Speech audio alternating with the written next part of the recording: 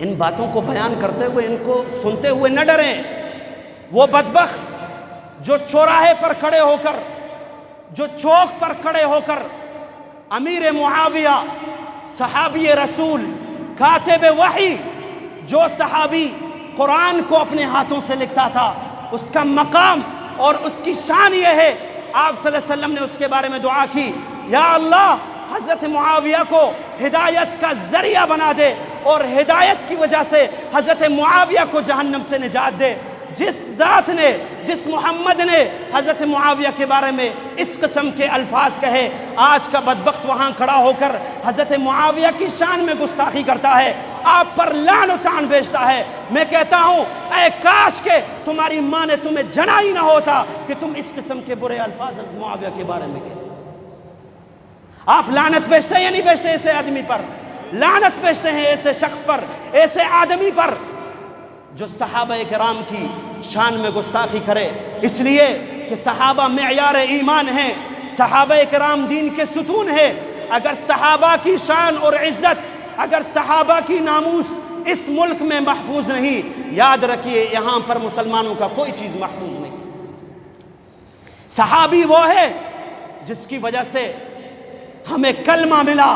صحابی وہ ہے جس کی وجہ سے ہمیں نماز کا طریقہ ہم نے سیکھا، صحابی وہ ہے جس نے آپ صلی اللہ علیہ وسلم کے روزے کا طریقہ ہمیں بتایا، صحابی وہ ہے جس نے آپ صلی اللہ علیہ وسلم کے حج کا طریقہ ہمیں بتایا، صحابی وہ ہے جس نے آپ صلی اللہ علیہ وسلم کے معاملات بتائے، صحابی وہ ہے جس نے آپ صلی اللہ علیہ وسلم کی رہن سہن کا طریقہ ہمیں بتایا، صحابی وہ ہے جس نے آپ کی سفر کا حال احوال ہمیں بتایا، صحابی وہ ہے جس نے آپ صلی اللہ علیہ وسلم کے حضر کے احوال ہمیں بتائے۔ مجھے بتاؤ اگر ایسے شخص کی شان میں گستاخی کی جائے گی،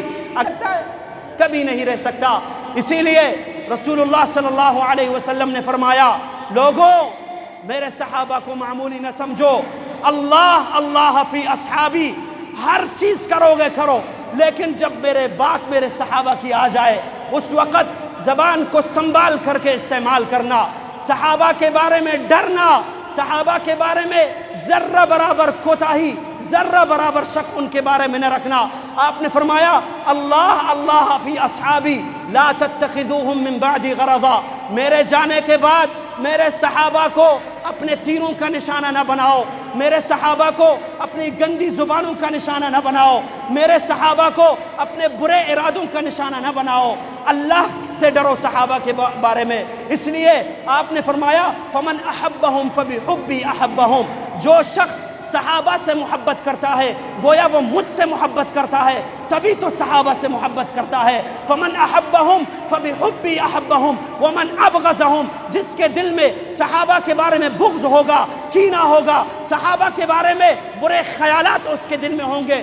تو آپ نے فرمایا سمجھ لینا اس کا دل سڑا ہوا ہے، فببغضی ابغضہم، وہ اس بغض کی وجہ سے صحابہ پر بغض کر رہا ہے، کیونکہ اصل میں بغض اس کو میرے ساتھ ہے۔ فببغضی ابغضہم، وہ مجھ سے محبت نہیں کرتا، وہ مجھ سے نفرت کرتا ہے، تبھی تو صحابہ سے نفرت کرتا ہے۔ اور ومن آذاہم فقد آذانی، جس نے صحابہ کو تکلیف دی گویا کہ اس نے مجھے تکلیف دی، اور ومن آذانی فقد آذى اللہ، جس نے مجھے تکلیف دی گویا اس نے براہ راست اللہ کو تکلیف دی، اور ومن آذى اللہ فیوشک ان یاخذہ، جس نے اللہ کو تکلیف دی یاد رکھیں وہ دن دور نہیں ہے کہ وہ عن قریب سزا میں پکڑے جائیں گے۔ آپ بھی دعا کریں اللہ رب العزت ان لوگوں کو نیست و نابود کرے، صفحہ ہستی سے مٹا دے جو صحابہ کرام کے بارے میں برے خیالات رکھتے ہیں، بری زبان رکھتے ہیں، برا ذہن رکھتے ہیں۔ اللہ ایسے لوگوں سے سرزمین پاکستان کو پاک کر دے، بولے آمین، سب کہیں آمین۔ اللہ ایسے لوگوں سے پاکستان کی مقدس سرزمین کو پاک کر دے، ایسے ملعونوں کی کوئی گنجائش نہیں ہے۔ بس آخری بات کہنے لگا ہوں کہ آج جمعے کے نماز کے بعد شاہراہ قائدین میں اسی موضوع پر صحابہ کی شان میں جو گستاخی کی گئی ہے، آج ایک عظیم الشان ریلی ہے، ہر مسلمان کے لیے ضروری ہے اس میں شرکت کریں. اور یہ کسی جماعت کا ریلی نہیں ہے، یاد رکھیں، یہ آپ کے مسلمان ہونے کی حیثیت سے آپ اس میں شرکت کر رہے ہیں کہ انہوں نے صحابہ کے شان میں گستاخی کی ہے. آج شرکت کر کے سب لوگوں کو بتا دے کہ یہ ہمارا ملک پاکستان محبان صحابہ کا ملک ہے، اس ملک میں گستاخ صحابہ کی کوئی گنجائش نہیں ہے. وآخر دعوانا الحمدللہ رب العالمین.